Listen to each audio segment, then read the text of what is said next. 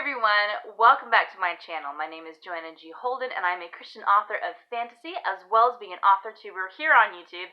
And today is a very exciting day. You can't tell from all the smiles going on here, because today is the day that I announce that Snowdust, my current WIP, is ready for beta readers. Yes! Here it is in all of its beautifulness. Ah, the second draft is done. So this is not the actual draft that will be going out to beta readers. I'm giving it an additional go-over, do-over, whatever. I'm going through it one more time before I send it out to beta readers.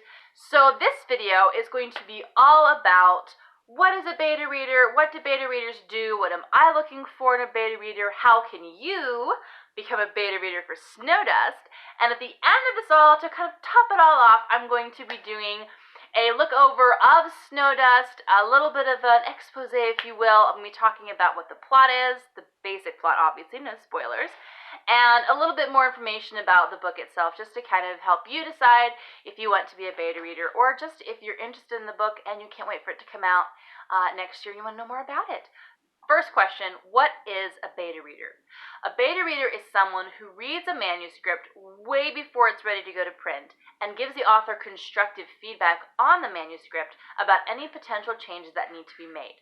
Now, the kinds of changes can be big picture or developmental, as we call it, things like plot holes, character inconsistencies, dialogue that's cringy, descriptions that are messy and confusing, or it can be nitpicky things, grammar, punctuation, words that are overused, that kind of stuff. The kind of feedback will depend on the author, the book, and how many rounds of revision it's been through already. We'll get to what I'm looking for as far as feedback in just a minute. The responsibilities of a beta reader is pretty simple. They need to read the manuscript in its fullness in the allotted time given and give their feedback as detailed as possible in the allotted time given. Who can be a beta reader? Anyone can be a beta reader. You don't have to be a writer. You don't have to have read all of the classics or be exclusive to the genre in reading. Whoever wants to be can be a beta reader. All that's required is that you enjoy reading books. That being said, though, it is very important for beta readers to carefully consider if the book they are wanting to beta read is actually something that they will enjoy reading. In other words, if you don't care for the genre the book is in or the subject matter that's being written about, then you might not like this book on those terms alone, and thus your feedback is going to be a little bit tainted by that. It's going to be a little bit biased. For instance, if I had a friend who read a horror novel, I probably would not volunteer as a beta reader for a horror novel because I don't like them. I don't read them. I don't know the nuances, the tropes, and I don't like them in general. So even if I love my friend and I love her writing style, my feedback is going to pretty much be, this freaked me out, this grossed me out, this really grossed me out, I don't think that this was necessary, this was really cringy, because I don't like horror. So those would be my pieces of feedback, and it would kind of mess with the rewrite that she's going through. All of that feedback is being biased by the fact that I already don't like the kinds of stuff that she's writing about. But this writer friend of mine probably would not find my feedback very helpful because I'm not the target audience. I'm not the person that this book was written for, and everything that I'm saying negative about this book is based on the fact that I don't like this kind of book anyway. For Snowdust, I'm looking for readers who love fantasy and fairy tales and magic and snowy winterscapes. I'm looking for readers who love middle grade fantasy especially. I'm looking for readers who loved books like the Chronicles of Narnia or the Wizard of Oz books or the Harry Potter books. If all that sounds good to you, then you are definitely in my target audience. Do beta readers get paid? Sometimes yes, sometimes no, but in general, beta readers aren't being hired for their services. They're more volunteering for the services. And the benefit for the reader is that they get to read the book for free way before anybody even gets to look at the book. Plus, they kind of get bragging rights when the book does come out and say, ha, I helped write that book, sort of. So, now we get down to it. What kind of feedback am I personally looking for this run of beta readers for Snowdust? Okay. I am looking primarily for what we talked about with the developmental edits, style critiques. I am looking for big picture items like characters, plot holes, dialogue, narrative, descriptions, things of that nature. Basically anything and everything that the readers do love or don't love about the story itself, and most importantly, why they do or don't love those particular elements. However, I am also open to readers who feel more comfortable with it or who can't help themselves, talking to you, my grammar Nazis, but people who see overly used words, grammar that keeps popping up that isn't right, punctuation that they can't let it go. If my beta readers see something like that, that's that nitpicky, that they just can't let go, if it's like a recurring thing, then I want my beta readers to feel free to point those things out as well. Mostly I'm looking for developmental, though, the big picture items. Again, anything and everything that they love or don't love about the story, and why. How will this all be going down? How will the feedback go through? What's the process look like? All that jazz. Okay, so once I have gotten all my beta readers lined up and got everybody's emails figured out and we've got all that taken care of, I will be sending the entire manuscript from title to the end in a Google document in an email to all of my beta readers with an additional attachment of a list of questions to be filled out after the book has been read. It's very important that my beta readers wait until the end to finish them or to fill out the questionnaire, because otherwise they won't know what they're talking about because they haven't read the book yet. How I personally prefer critiquing people's manuscript is to sit down and just read through however much I feel comfortable with at the time I'm sitting down, instead of only being given a certain number of chapters or being required to do a certain number of chapters in a certain amount of time. And then just going through and making notes as I see stuff. Things that this was amazing. I want to see more like this. Or, okay, this scene, this was kind of boring. Maybe spice it up a little bit. Or, this doesn't look like something that the character would actually say here, because we've seen before that they're this, and this. This doesn't look right. They probably wouldn't say this. That kind of stuff, as I'm reading down through the manuscript, that is what I'm looking for from my beta readers. Making notes in the Google document as they go through of, this didn't make sense, I loved this, could you do more of this, this description is confusing, stuff like that. What do you see being wrong with it, and the explanation of why you think that it is wrong, and potentially, if you're just thinking things through, potentially how you might fix it, like ideas for, this scene really needs help, what if you threw in this? That's the feedback that I'm looking for. We've already mentioned that, but that's kind of what the process will look like. I'll have a Google document, and you can put things in it as it comes up. The time allotment for this project is going to be 3 weeks.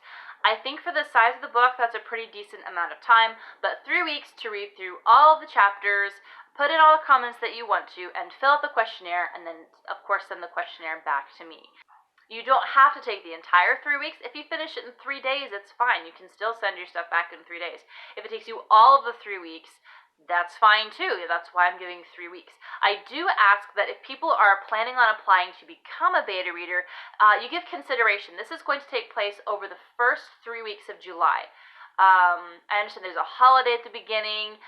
People have different family commitments. People have different issues and things going on in their life.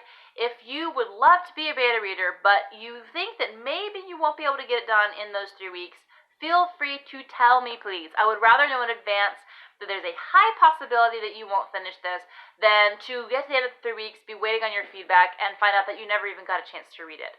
At that point, it's wasted your time, it's wasted my time. It's just so much easier if we're honest with each other about time. So if you feel like those first 3 weeks of July are not going to be cutting it for you, then just be honest with yourself and honest with me as the author of the book. And lastly, how can you become a beta reader? It's very simple. In the description box of this video, there is a link to my website where I have a click button for a questionnaire, a little application thing, if you will, to become my beta reader. It's simple, basic information like your name, your age, your email address, very important, and why you think that you're going to be a good beta reader for this particular book. There's a couple of other little things, but basically it's just figuring out who it is that's reading this book so that I know better going into it, how to gauge this. So fill out an application and send it in, and you will know by the end of next week if you are a beta reader.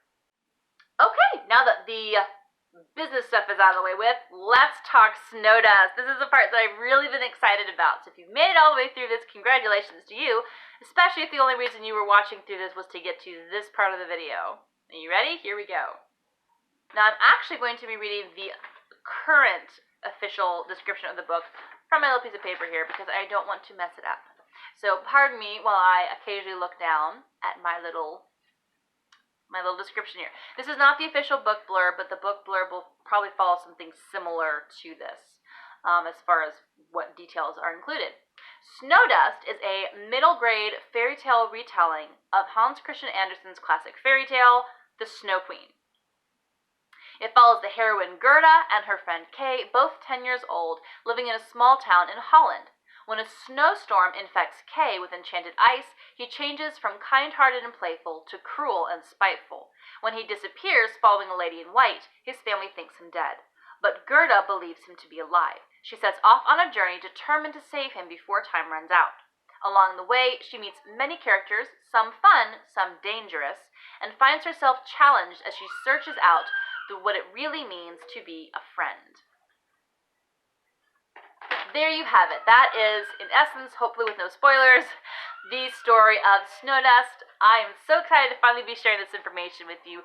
Now on to some more information that's more like the details of the book itself. I personally like to think of Snow Dust as Frozen meets The Lion, the Witch, and the Wardrobe. So there's no Anna and Elsa, and there's no Aslan or Narnia, obviously. But there's a reindeer, there are children who get to be heroes, and there is lots and lots of snow. And actually, if you have read The Lion, the Witch, and the Wardrobe, and you know a lot about the White Witch, then you may have a lot of delight in looking for the similarities between the White Witch and the Snow Queen. I don't know, I haven't researched if C.S. Lewis was directly influenced and knew he was directly influenced by the Snow Queen fairy tale when he wrote The White Witch.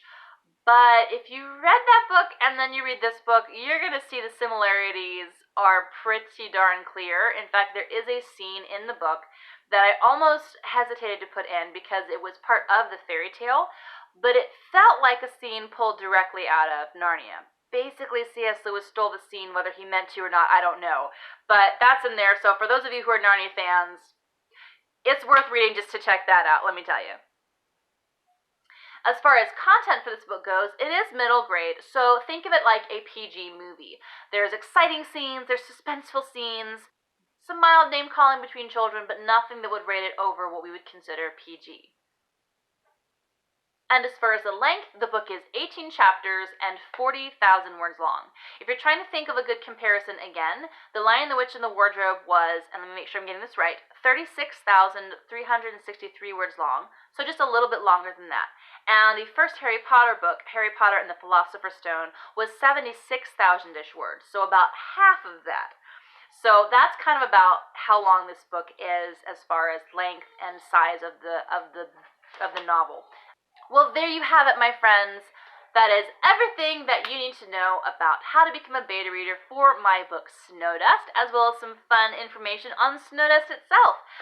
If you feel like this is a good fit for you, then I would encourage you to go to that link in the description box below and fill out the application and send it in.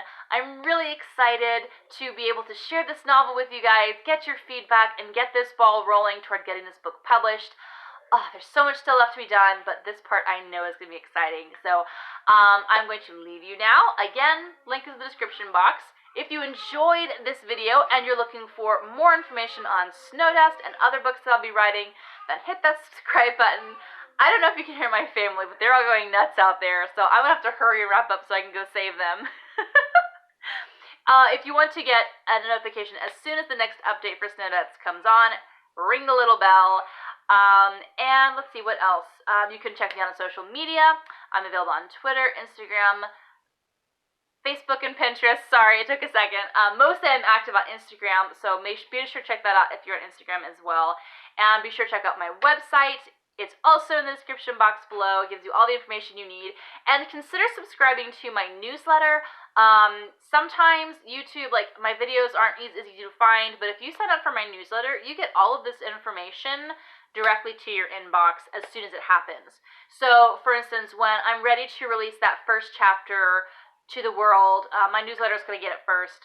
When I'm ready to do my cover reveal, my newsletter gets it first. When I'm ready to do a release day announcement, that's going to go to my newsletter first. So I don't have like an actual monthly newsletter with like random boring tidbits. my newsletter has become just for the news. That's what it is. It's for the exciting news that comes along when I'm ready to share something with you guys, my readers. So be sure to check that out on your way out of my website as well. That's it. I'm leaving. I'm gone. I hope you have an amazing rest of the weekend writing, and I will see you in my next video. Bye.